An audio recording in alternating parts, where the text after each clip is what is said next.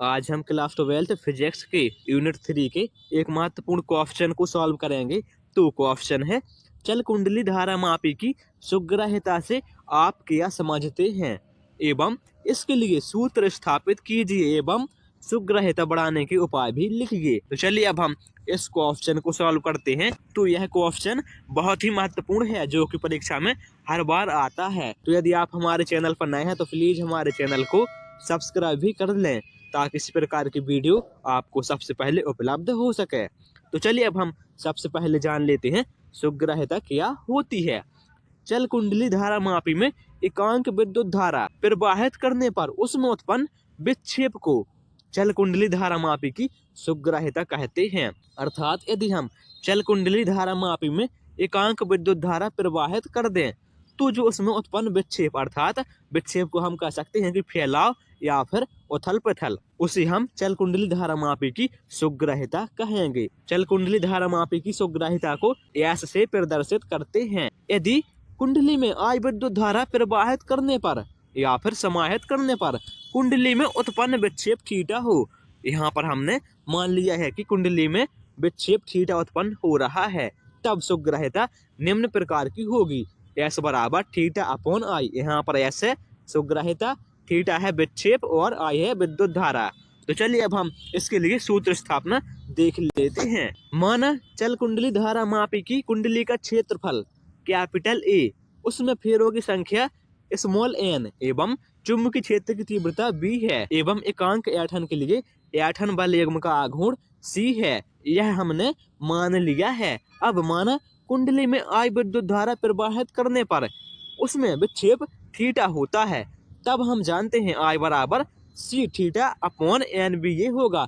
अर्थात यदि कोई चल कुंडली धारा मापी है तो उसका जो क्षेत्रफल है वह कैपिटल ए हो और चुंबकीय क्षेत्र की तीव्रता बी हो और उसमें फेरों की संख्या एन हो और एकांक ऐंठन के लिए ऐंठन बल युग्म का आघूर्ण सी हो और विक्षेप थीटा हो और उसमें आई विद्युत धारा प्रवाहित की जाए, तब उसके लिए यह सूत्र होगा। तो चलिए अब हम आगे बढ़ते हैं। तब यहाँ पर हो जाएगा आगे एन बी ए बराबर सी थीटा अपॉन आई और यहाँ पर हो जाएगा इसको सॉल्व करने पर एन बी ए अपॉन सी बराबर थीटा अपॉन आई। इसे हम इक्वेशन नंबर 1 दे देंगे। अब चूंकि हम जानते हैं अभी हमने सुग्राह्यता की परिभाषा में लिखा है कि सुग्राह्यता निम्न प्रकार की होती है, एस बराबर थीटा अपॉन आई। इसे हम इक्वेशन नंबर 2 दे देंगे। अब यहाँ पर हम इक्वेशन 1 और इक्वेशन 2 की तुलना कर देंगे, तब यहाँ पर बचेगा एस बराबर एन बी ए अपॉन सी। तो यह चल कुंडली धारा मापी की सुग्राह्यता के लिए सूत्र स्थापना हो चुकी है। यहाँ पर जो ऐसे यह सुग्राह्यता है और यहाँ पर जो इस बटे के ऊपर हैं अर्थात एन बी और ए। तो यदि हमें यहाँ पर एस का मान अधिक चाहिए अर्थात सुग्राह्यता का मान अधिक चाहिए तो जो यहाँ पर ऊपर हैं एन बी ए अर्थात चल कुंडली धारा मापी में फेरों की संख्या और चुंबकीय क्षेत्र की तीव्रता और चल कुंडली धारा मापी का क्षेत्रफल, तो इन तीनों का मान अधिक होना चाहिए तभी सुग्राह्यता अधिक होगी। अर्थात हम कह सकते हैं कि यहाँ पर एस समानुपाती एन बी ए है और यहाँ पर जो इस बटे के नीचे सी है यह एकांक ऐंठन के लिए ऐंठन बल युग्म का आघूर्ण है। तो यहाँ पर एस व्युत्क्रमानुपाती है 1/c के। तो हमें यदि यहाँ पर एफ ज्यादा चाहिए तो हमें सी का मान कम रखना होगा, तभी सुग्राह्यता अधिक होगी। तो चलिए अब हम सुग्राह्यता बढ़ाने के उपाय लिख लेते हैं। तो आप इस सूत्र के द्वारा बहुत ही आसान तरीके से सुग्राह्यता बढ़ाने के उपाय लिख सकते हैं।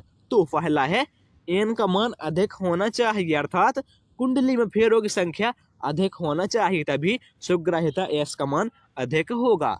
और अगला पॉइंट है बी का मान अधिक होना चाहिए अर्थात इफ्थाइनाल चुंबक शक्तिशाली होना चाहिए। अगला पॉइंट है ए का मान अधिक होना चाहिए अर्थात कुंडली का क्षेत्रफल अधिक होना चाहिए। और अगला पॉइंट है सी का मान कम होना चाहिए अर्थात जो फॉस्फर विरांज की पत्ती होती है वह लंबी एवं पतली होना चाहिए, तभी सुग्राह्यता का मान अधिक होगा। Thank you.